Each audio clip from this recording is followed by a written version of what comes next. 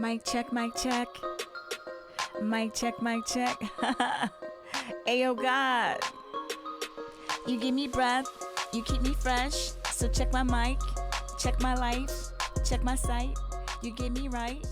Make me Hi, move. everybody. That's what Welcome you do. back to the To Be Called podcast series.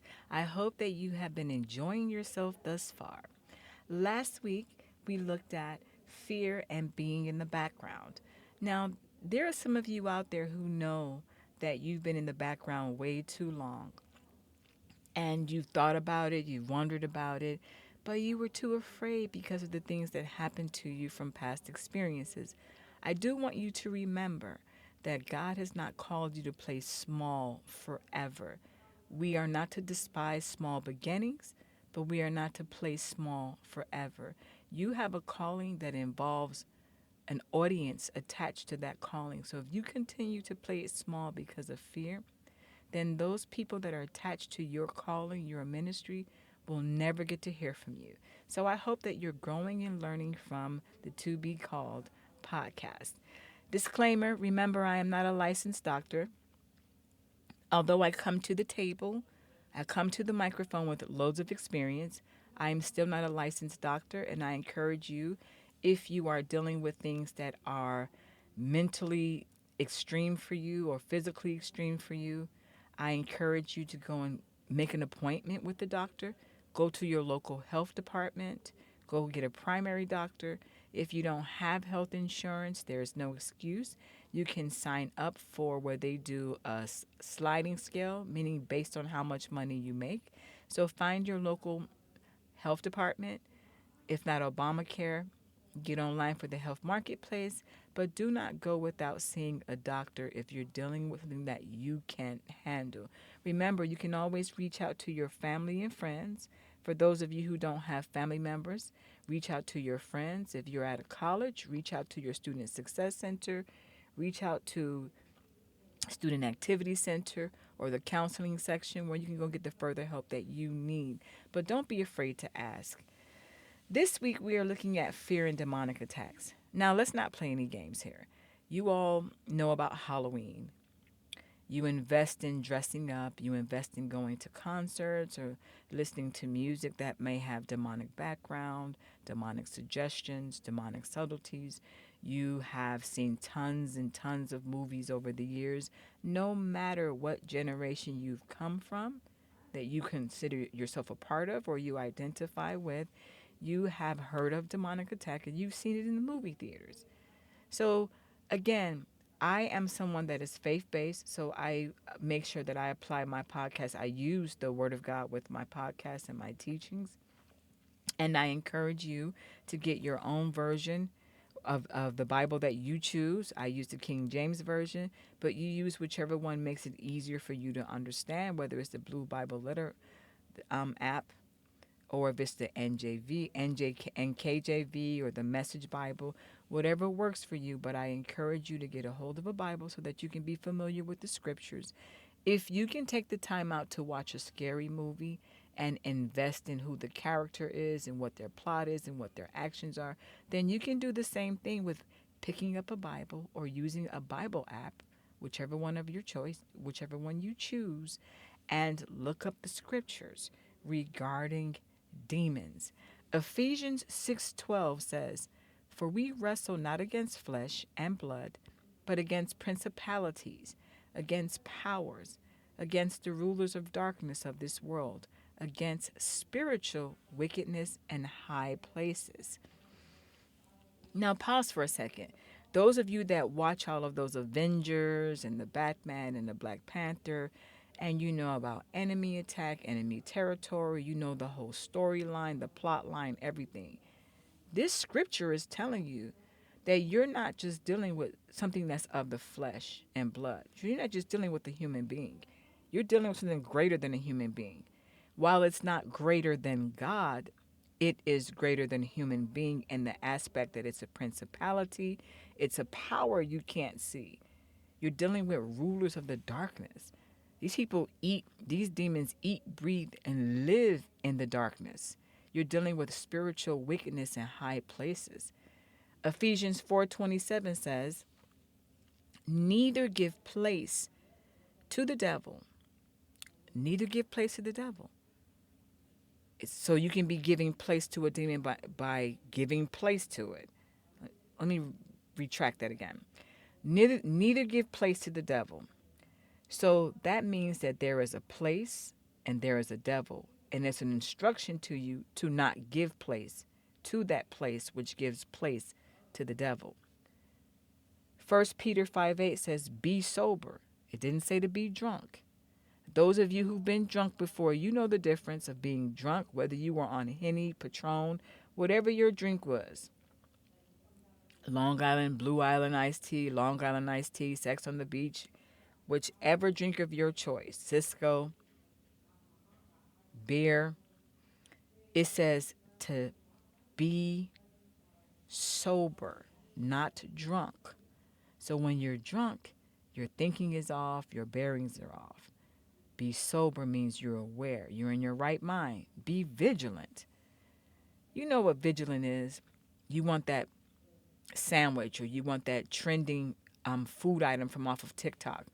You're hungry and your appetite is up, or you just finished smoking some weed and now you're hungry. Or maybe you're not hungry and you're horny and you want that person who you want. So you're going to be vigilant about pursuing that man or that woman. And for some of you all, you've experienced it where you probably didn't care if that man or woman belonged with someone else. You were vigilant to make that one night happen, or vigilant to make those couple of encounters happen. You did what you had to do. It says, be sober, be vigilant, because your adversary, the devil, as a roaring lion. Remember simile and metaphor? It didn't say that he is a roaring lion. It said, as a roaring lion, walketh about, seeking whom he may devour.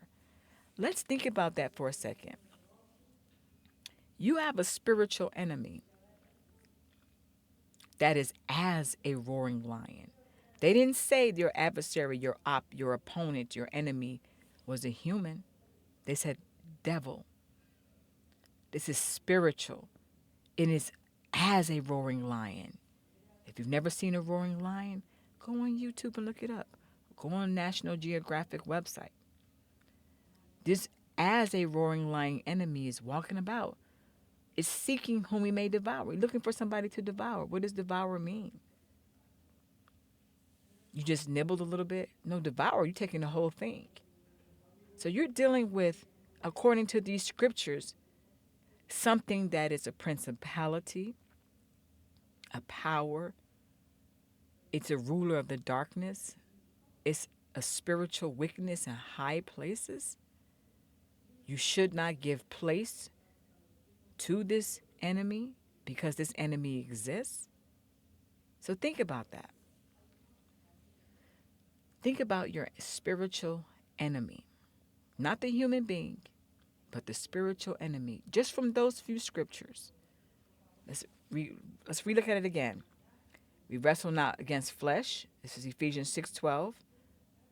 But against principalities, powers, rulers of the darkness of this world, spiritual wickedness in high places. You should not, according to Ephesians 4:27, give place to this devil. That means you making room for the devil. You opening the door saying, come on in. You're feeding into him and giving him room to have access to you and your life. That's why you need to be sober, not drunk. When you're at the club, you're drunk because you're drinking something, you're having a good time. But you shouldn't be drunk every day. You should be vigilant. The same energy that you put into pursuing the good things and bad things, pursuing your dreams. Some people are up on their grind. You see, when you say you're on your grind, that means you're vigilant about what you want to be when you grow up. You're vigilant about obtaining the monetary compensation for your hard work. And this is a roaring lion? It's not a roaring lion, but it's as. So it's not that. So there's a facade that it is a roaring lion, but it's not. And you walketh about, seeking whom he may devour.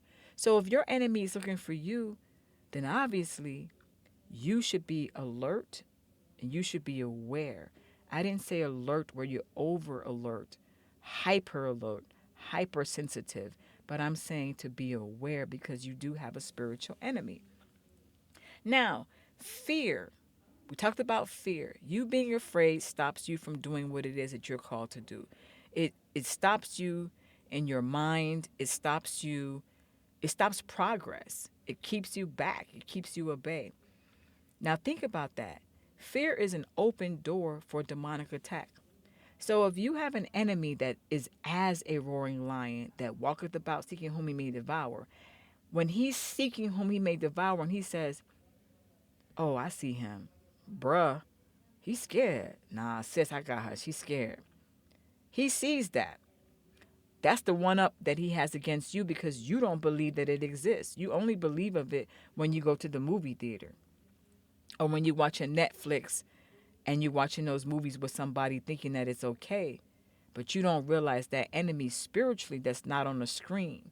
We're not talking about a movie screen now. We're talking about not on your phone screen. We're talking about in the room where you're at. Bedroom, car, workspace, wherever, living room, kitchen. There's an enemy walking about, seeking whom he may devour. And he's like, yo, bruh, he's scared. She's scared too. Look, she won't even do what I told her to, what God called her to do. I got her scared. I got him scared. So now your enemy, the devil, the power, the principality, the ruler of darkness, sees that you are afraid. So now they say, I got them where I need them because all they need is for you to be afraid, for you to walk in fear. Once you walk in fear, now that breaks down your security system. It's tripping up your security system because if you have courage, you're not going to walk out and say, yo, I'm scared to say this because I'm not going to get this message because so and so is going to get mad at me, or I got a hater over here, this one is jealous, or I've never done this before, I never been on stage before, I never wrote this before, I never said this before. Because you're operating in fear to do otherwise. But if you do it, then your security system is there. But when you become afraid because, oh, now I have a hater, oh, bruh gonna be mad at me, I can't do this. So now there's a breach. Like when you have your McAfee and Norton antivirus to scan your computer, they keep your computer up to date to let you know who's trying to break into it. Now, if you're not cognizant or aware that there's an enemy and you don't have a relationship with Christ enough, I won't say that that means that you won't know that something's going on because you can still sense that even if you don't have Christ all the way. You can sense when something is not right. But it's heightened when you have a relationship with God. When you have a relationship with fear, you have let down your security system. So now that you have that fear, which is the open door, and now the demons, principalities, the powers, rulers of darkness, spiritual wickedness in high places, and the devil, your adversary, is now going to come in. And now we have demonic attacks. So when I say demonic attack, I'm talking to you spiritually. I'm not talking to you that the human being is coming to attack you. I'm talking about the demonic attack behind that. Because those human beings have open doors within their spiritual life. So think about it like this. You're dating somebody who doesn't believe in God.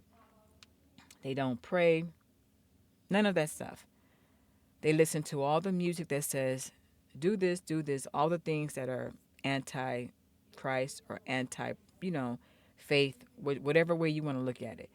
You don't have a relationship with Christ. You don't, all things Christ, you don't even acknowledge it. You go with this person, y'all link up together. She has an open door, you have an open door. So in comes the demons that she's dealing with plus your demons, and your demons plus her demons, times both of y'all demons together. Y'all practically dealing with hell right now. And that's something to think about. So now you're open even more for demonic attack. So one way that the demons attack you is through sleep paralysis. Many of you all have heard about it online. By now, no one should say that they've never heard of it because it's on TikTok, it's trended before, it's on social media, you can look it up. It goes above and beyond what the doctors say. They say that you're at a certain level of sleep, minus you're not at sleep. That's why you feel these things. Sleep paralysis feels like, because I've experienced it as a child, I've experienced it myself as an adult. You go to sleep, you think everything is okay, you fall off to sleep, and some point in the sleep, you feel something weighing down on your body. Not your thoughts, not your head, but weighing down on your body, and you can't move. You feel yourself trying to move. It's like a wrestler holding you down and you can't move. You feel yourself trying to do it, but you're unable to. You're sleeping, but you're not asleep. And you sense, on top of the paralysis, meaning you can't move from that position, you sense that something is holding you down. Sometimes some people see the things. You sense the shadow. You sense the person in the room, the demon in the room, the ghost, whatever you want to call it. And every culture has a different name from it. Then you have dream pollution, meaning you go to sleep and you having these series of back to back. Maybe once a week for some it may be every other day, depending, 5 times a month. Like you would know how it happens for you. Dream pollution. You are going to sleep and all of your dreams are being infiltrated with demonic activity, negative stuff happening, stuff that you would have never thought of, you weren't thinking of it, and it makes you wonder when you get up, why am I having a dream about my boyfriend or girlfriend doing this, or the neighbor across the street, or the person, who is this person in my dream, and why am I fighting in my dreams? Why am I doing this? So you're thinking about all of those things. And dream pollution means it's happening often. Then you have the night terrors. So again, with the night terrors, you're dealing with a compilation of sleep paralysis, dream pollution, and it's coming to frighten you. So you're getting a lot of those scary movie scenes in your dreams where you're waking up like that kind of thing, or you're waking up with sweat, or you're waking up shaking, and you're terrorized by it because you're like, and you look around the room, what is this? You don't see anything. It's to the point now where you probably want to turn the nightlight on. You probably have told somebody about it. You probably want to tell somebody about it. You're probably scared but don't want to tell somebody about it. You brush it off by putting on a song or putting on something. You might even resort to putting on something that you shouldn't put on. Songs that have negative stuff, that has lust in it, or pornography, or you go, for some people, some men, they may go and smoke or drink it off so they don't have to acknowledge they're dealing with it. But night terrors will be a compilation of the paralysis, the pollution, and it's attacking you using those things because you're going to be afraid. You keep having sleep paralysis, you're going to wonder, what is it? You're not going to want to go to sleep. Dream pollution. You keep having these dreams back to back to back, and your back to back may not be twice a week or twice a day if you fall asleep and take naps. Like myself, I take naps. So during a nap time, I could have a dream like that and then go to sleep at night and have a dream and then wake up mid morning and still have a dream. Or for you, it could be, some people say they notice at a certain time of the year, or when they get cold sores, they notice that they're stressed, or when they're stressed, they notice they have more of those things. So the sleep paralysis will make you not want to go to sleep, turn the lights on. Dream pollution and make you think, hey, maybe you're going crazy. Like, what's wrong with you? Are you eating something that's wrong? Who are these people in the dream? Why your brother keep popping up? Why your sister, mother, auntie, uncle, teacher, lawyer, doctor, all these people are popping up in your dreams? Why the entertainers popping up in your dreams? The night terrors are a little bit more scary because they'll mess with you in the dream and maybe call out your name in the dream, maybe say things that you never heard before, and it freaks you out to the point now you're up and you're in fear. So now you're scared to go to sleep. You don't want to sleep in the bed. You turn the bright light on. So remember now, think about this. If your enemy, which is a power, a principality, a spiritual wickedness in high place, a devil, is watching you operate in that, now I'm going to turn the lights on. Now I'm afraid. Now I'm going to go to sleep with a teddy bear. Now I'm going to go to sleep and do this. I'm going to sleep on this side. I'm going to turn on that side. I'm not going to sleep. I'm going to put this type of music on. So now you've opened the doors up and now you have fear. Fear is still present. This relationship with fear we've been talking about over the past few weeks is happening, and it's getting stronger because now from those type of demonic attacks, and there are more types. That's just a few to give you an introduction to it. So now you have doors opened up. So now you're afraid to go to sleep. You turn the light on. Now you're afraid to go to sleep. So now you start drinking, you start smoking to kind of get you out of that. You try to keep your mind focused on other things, right? So now the doors that are opened by fear, because of those things, you're going to deal with confusion. Why is this happening? What is this? Who is this? What am I doing wrong? So now so through these type of attacks, because you have to think about it. The word of God says, while men slept, an enemy came in and threw terror amongst the weak.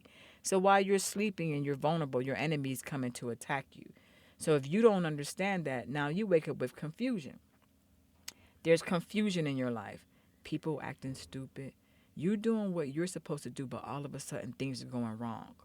Then there's slander. You have people coming against you saying, "Oh yeah, he did this and he said this and he did that. He not right. He did." You got people saying all kind of things about you, saying things about her. Oh, she thinks she this and she thinks she that. Oh, she did this and she did that. You got people. So there's confusion now. There's slander. So when you have these sleep paralysis, dream pollution, night terrors, you don't get up and fight back. So now what you have done is given place to the devil. So now throughout your daytime, you know how you all say, manifest. Because you did not renounce or rebuke those dreams, night terrors, sleep paralysis. So now throughout your day, what has happened is that enemy has came in and threw terror amongst the weak. So now, because you didn't rebuke it and you didn't back out of it, you were in agreement because you said nothing about it.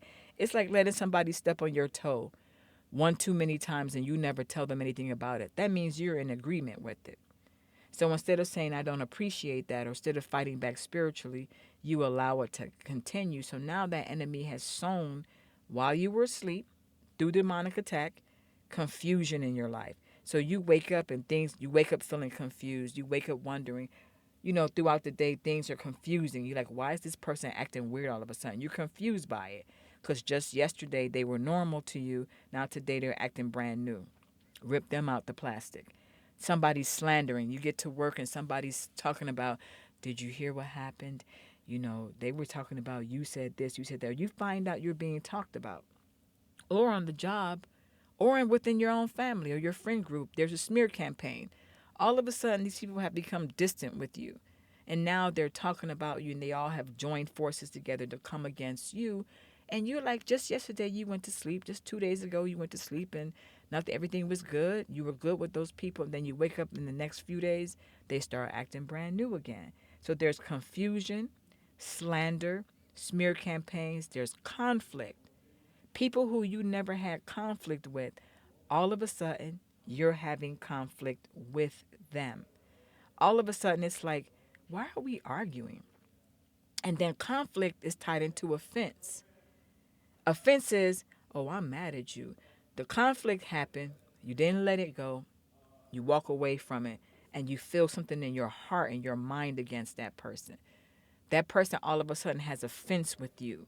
So now they're feeling negative about you, and you're still wondering what happened. But you're remembering when you went to sleep, you had sleep paralysis. You just brushed it off. You had dream pollutions. You had things happen back to back in the dreams that were not right. You also had night terrors. And because you did not rebuke or rebuttal those things, now the doors that have been opened by the fear, because again, you're going to have fear. You're going to be afraid of those things. You're going to change the way you sleep, change the time. The enemy's going to watch you and going to see that. Remember, and if the enemy is spiritual wickedness in high places, they already have one up on you because you can't see them, but they can see you. Right? So they're watching you at night, toss and turn the light on, smoke, drink, overeat, have sex, do things that you shouldn't be doing that opens up the door. But really what they're trying to do is sow confusion in your life, sow slander, smear campaigns against you, conflict, offense. Offense is this person pisses you off. You don't end it right there. You walk away And now you feel something against this person. You go to work, you come home in the house, or you with your friends in the group chat, and you don't want to talk to that friend because you feel something in your heart and soul against that person. So you're experiencing offense from other people, and you're caught up in situations that you didn't understand. So think about that. And we went briefly over the type of demonic attacks, and there are more. So when you're sleeping, that is one way the enemy can get you, is because you're down. You're down for the cause. You're sleeping, you're relaxing, you're not thinking nothing negative, but it's thinking something negative will come against you. So some scriptures I want you to think about in regards to fear and demonic attacks. If you have experienced any of those things, sleep paralysis, dream pollution, night terrors, I encourage you to get acquainted with these scriptures. Psalms 91:5 says, "Thou shalt not be afraid for the terror by night, nor for the arrow that flieth by day, nor for the pestilence that walketh in darkness, nor for the destruction that wasteth at noonday." So basically, what that scripture is telling you, that there is terror by night. If you know that there's terror by night, then you can prepare for that terror. You are supposed to not be afraid of that, nor for the arrow that flieth by day. So it's not just night when you're going to experience it, it's going to be day as well. There's also noted in Psalm 91:6, "Nor for the pestilence that walketh in darkness." There is an enemy, pestilence, that's walking in the dark, that they love the dark. They low vibrational, looking at you who's high vibrational. So you want to keep that in mind, that you are not to be afraid. That is what God is calling you to, not be afraid, to have courage. Isaiah 41:10, it says, "Fear thou not, for I am with thee. Be not dismayed, for I am thy God. I will strengthen thee. Yea, I will help thee. Yea, I will uphold thee with the right hand of my righteousness." Think about that. If you are experiencing the few types that I've expressed to you all in this episode: sleep paralysis, dream pollution, night terrors. If you go by this scripture, it says, "Fear not, for I am with thee. Be not dismayed." God says, "Fear not." He didn't say go and be afraid. He said, "Fear not," because he's with you. "Do not be dismayed, for I am thy God. I will strengthen thee." So God is the person who you should be seeking and leaning on towards those type of experiences. Psalms 138:7 says, "Though I walk in the midst of trouble, thou wilt revive me. Thou shalt stretch forth thine hand against the wrath of mine enemies, and thy right hand shall save me."